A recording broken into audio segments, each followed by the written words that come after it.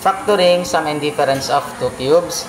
Example, meron kang a cube plus b cube. So, yan ay naka-sum. Ibig sabihin, meron kang 1 cube, another cube na naman, tapos naka-add sa sum of 2 cubes. Ganito mo lang siya ipa-factor. Yung first term ay iyong i-cube. I-cube root, ano? Hanapin mo yung cube root. Okay, anong cube root ng a cube? That is a. Because a times a is a cube. Then plus lang dito. Cube root ng b cube, that is b. Because b times b is b cube. Next mong gagawin is a times a squared. Lagay ko lang, a squared. Then, a times b, ab. Positive ab. Ininegate mo siya, ininnegative. So, negative of positive ab is negative ab. So, ganun lang, negative ab. So, yun yung rules ha. Babaliktarin mo lang. Kung yun ay negative, ipapositive mo siya. Kasi negative of negative, positive. So, next. B times b, b squared. Okay. Positive b squared. Okay. Doon naman sa difference of two cubes. Difference of two cubes.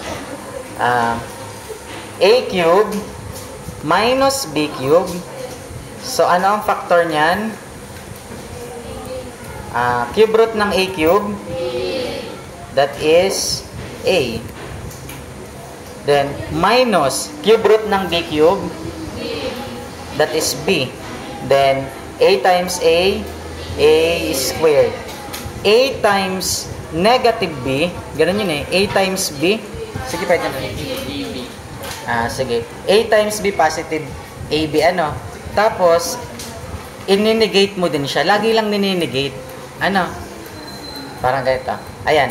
A times negative b, negative ab. Ininegate mo siya. Ano ba ang negative of negative? Positive. Kaya siya magiging positive ab. Okay? Dito naman, a times b, positive b, ab. Ine-negative mo, negative ab. So, ganun din dito. A times negative b, negative ab. Kukuhain mo ang negative niyan, positive ab. Naintindihan? So, kaya ito, ang magiging sagot na dito is positive ab. So, yan yun. Mahalaga yan. Bakit ko sinasabi? Next, b times b, b squared. So, yan na yun ating susundan. Okay, let's check your assignment. So, sa mga nanonood sa YouTube, ito yung mga example. 7. Ayan. So, cube root ng 1? 1. Because 1 times 1 times 1 is 1. Then, cube root ng a cube? A. So, negative a. So, ganun lang lagi. Then, 1 times negative a, 1 times negative a, negative a. Kasi naglagay ng negative 1a. Hindi na nilalagay yung 1. Okay? Negative a. Dahil nga, negative a, sorry. Lagay ko lang to 1 times 1, 1. So, 1 times negative a, negative a. Gagawin mo, inenegate mo, babaliktarin mo. So, magiging positive. Positive a. Sinong tumama doon? Positive a plus a. Next. A times a. A times a is a squared. Yes. Okay, go. Next number. May tanong. May tanong. Wala naman. Yun lang naman eh, di ba? May formula naman. Sundan natin. Number 8. 1a. Sige, tamaan na muna. Next time, hindi na ha. Next, a cube plus 125. So, let's factor this. Cube root ng a cube? A. Cube root ng 125? 5. Okay. Sundalo yung formula. Plus. Okay. A times A? A squared. A times 5? 5A. Inenegate mo, magiging negative 5A. Yun na yung general rule ha. Negative 5A.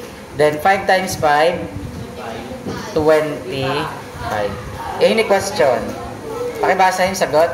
Quantity? A plus 5. Quantity A squared minus 5A is 25. Okay. Number 9. Okay. Let's factor this. Ganun lang ulit. Sum of 2 cubes. Cube root ng x cube. X. Cube root ng 27. 3. Because 3 times 3 times 3, 27. The answer is 3. So, i-add lang. Plus. Positive. Then, x times x. Then, x times 3. 3x. Inenegate mo lang.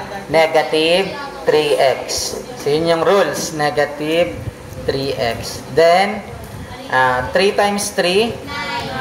3 times 3 is positive 9. So, this is the answer. O, lagyan nyo ng mga scores ha. Last number na? Number 10. Madali na to. Okay. Cube root ng x cube. X. Then, cube root ng 1. 1. Because 1 times 1 times 1 is 1. So, positive 1. Ganun lang uli. X times x. Then, x times 1. X. Positive x. Ay, dahil nga inenegate mo, magiging negative x. May tanong. Okay, yung nilagyan na yung naglagay ng 1, tamaan na muna. Next time, hindi ko natatanggapin ha. Then, 1 times 1, 1. So, the answer is quantity x plus 1 and quantity x squared minus x plus 1. Yan yung dalawang factors. Yan. Okay? Sa YouTube, check nyo nga ito. Sagutan nyo.